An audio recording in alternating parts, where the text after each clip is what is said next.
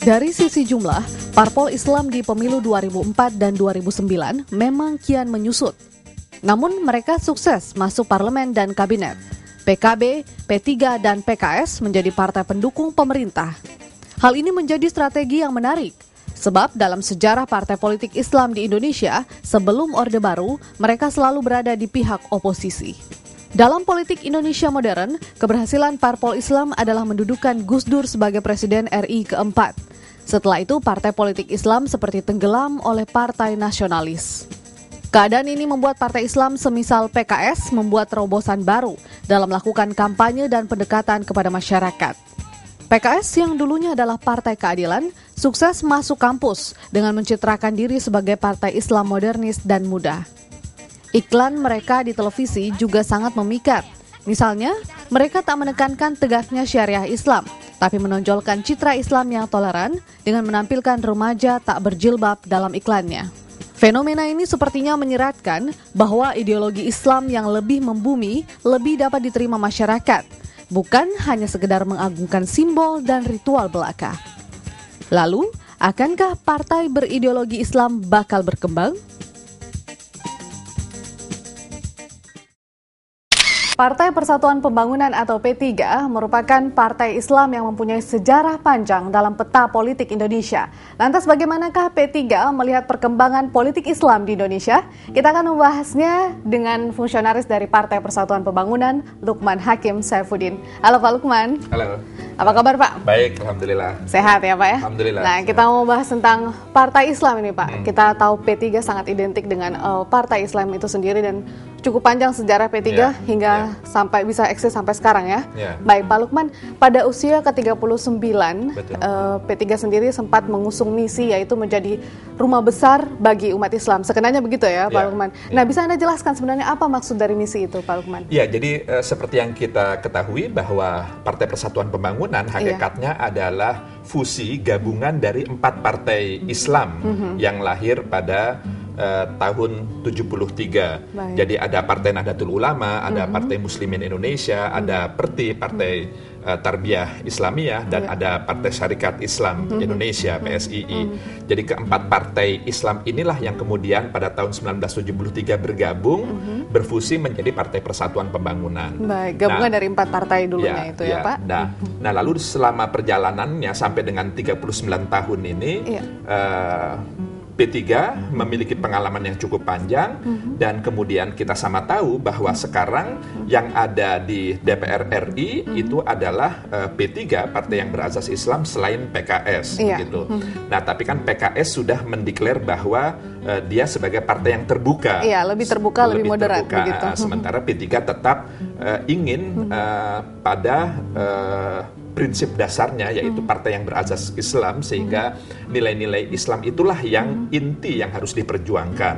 Nah, kembali ke rumah besar umat Islam adalah ingin menyatakan bahwa selain sejarah masa lalunya sebagai fusi 4 partai Islam itu juga sebenarnya untuk menatap ke depan. Jadi di P3 lah sekarang tempat kita memperjuangkan nilai-nilai ajaran agama Islam dalam praktek kehidupan kemasyarakatan. Baik, itulah dikatakan rumah bagi masyarakat Islam sendiri. Nah, kalau Anda katakan tadi bahwa P3 masih tetap pada koridornya dengan basis Islamnya begitu. Apakah Anda melihat sentimen keislaman yang kemudian juga digunakan oleh P3 masih populer hingga saat ini? Iya, terlepas populer atau tidak, karena bukan itu sesungguhnya tujuan dari P3. P3 itu adalah lebih menitik tekankan pada bagaimana memperjuangkan agar nilai-nilai ajaran agama Islam itu setidak-tidaknya bisa tetap lestari, bisa tetap terjaga dan terpelihara dalam kehidupan kemasyarakatan bangsa Indonesia, termasuk kehidupan kenegaraannya, termasuk kehidupan kebangsaannya. Jadi perjuangan P3 adalah idealnya adalah bagaimana agar nilai-nilai ajaran agama Islam itu bisa mewarnai kehidupan kenegaraan kita, kemasyarakatan kita, atau minimal setidak-tidaknya tidak ada norma, hukum, peraturan yang mengatur kehidupan kita bersama yang bertentangan secara prinsipil dengan nilai-nilai ajaran agama Islam. Jadi itulah inti hakikat dari perjuangan P3. Lantas, menurut Pak Lukman sendiri, apa tanggapan Bapak terhadap pemilih Muslim yang moderat untuk saat sekarang ini, Pak? Apakah mereka artinya sudah tidak begitu memperhitungkan nilai-nilai Islam atau seperti apa, Pak? Iya, saya pikir tergantung melihatnya dari perspektif mana, dari sudut pandang mana.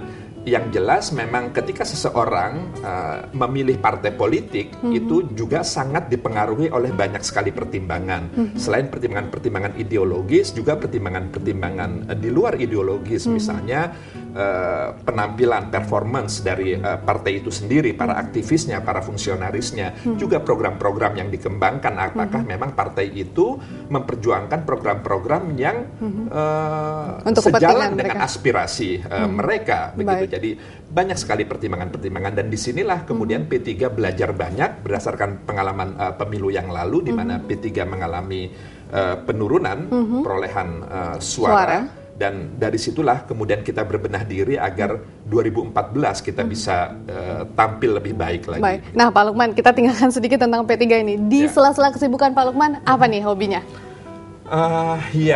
Saya biasanya kalau memiliki sedikit waktu senggang, saya senang dengan otomotif, dengan mobil, begitu. Jadi saya pasti setir sendiri. Biasanya saya ke bengkel, karena di bengkel saya bisa selain memperbaiki atau menambah 1-2, kadang-kadang ganti oli, servis apa segala macam, tapi saya bisa mengobrol dengan banyak orang di sana. Gitu. Oke, berarti dunia otomotif tidak lepas juga ya, dunia politik, dunia otomotif. Kemudian kalau olahraga sendiri, Pak Lukman lebih senang olahraga apa ini? Olahraga, saya bola, saya gemari. Dulu ketika saya masih sekolah, saya main basket, gitu. Sampai sekarang kadang-kadang suka. Tapi yang rutin saya adalah jogging, gitu. 2 hari sekali saya rutin memasakkan diri untuk lari pagi. Iya, karena kesehatan itu penting ya, Pak Lukman, ya. Beraktivitas tapi jangan melupakan olahraga. Kesehatan itu sudah luar biasa mahalnya, bahkan tidak ternilai. Biar tampil lebih bugar. Saya setuju itu, Pak Lukman. Iya, Pak Lukman, ini kembali terkait dengan P3. Lantas bagaimana cara P3 sendiri untuk merawat ataupun juga menjaga basis massa tradisional ini, Pak? Ya, jadi memang banyak hal yang harus kita lakukan. Kita baru saja melakukan muktamar ke-7, dan dalam muktamar itu kemudian banyak hal yang kita evaluasi, kita melakukan refleksi. Salah satunya apa itu, Pak? Akhirnya kita salah satu yang kita lakukan adalah kita harus melakukan peremajaan kepengurusan. Jadi sekarang tidak hanya di tingkat DPP di pusat, tapi di tingkat wilayah, di provinsi, di cabang, bahkan sampai PAC, di tingkat kecamatan, sebagian besar hampir 80-80% kepengurusan partai adalah kalangan muda, mereka-mereka yang berusia 40 tahun ke bawah, begitu. Masih ada yang 50, 60, tapi itu 1-2 sebagai pengayom kita, gitu. Tapi relatif mayoritas sudah muda-muda. Nah, kepengurusan muda ini diperlukan agar P3 bisa membuat program-program yang inovatif, yang memang betul-betul merespon tuntutan konstituen kita.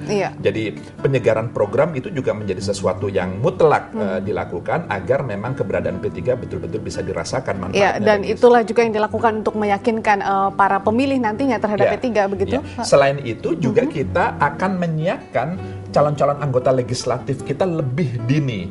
Jadi awal 2012 ini kita sudah melakukan pendaftaran, listing, inventarisasi dari sejumlah calon anggota legislatif kita, yang nanti mereka akan bertanggung jawab di daerah pemilihannya masing-masing. Ini dilakukan agar mereka lebih cukup punya waktu mengenal daerah pemilihannya, dan masyarakat sekitar juga mengenal lebih jauh tentang siapa calon-calon wakilnya. Baik, Pak Lukman, saya senang dengan semangat Pak Lukman ini menjelaskan. Kita masih akan melanjutkan di segmen berikutnya terkait dengan perbincangan P3 sebagai partai Islam di Indonesia. Dan pemirsa, tetaplah bersama kami di Bedah Politik. Kami akan kembali usai jeda pariwara berikut.